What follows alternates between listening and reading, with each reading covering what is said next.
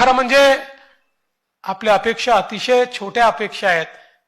गोमातेची सेवा ही केवळ धर्मकार्य नाही आहे, ते राष्ट्रकार्य आहे.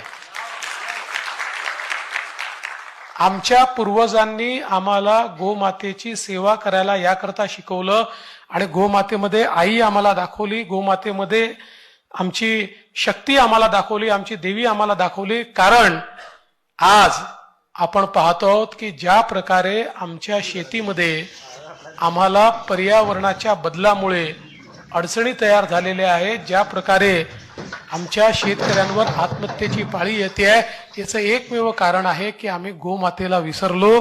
हळूहळू गोधन आमचं कमी झालं.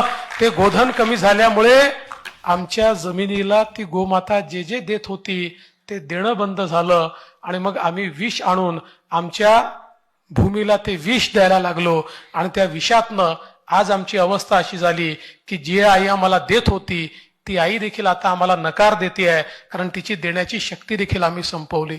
आणि म्हणूनच गोमातेची सेवा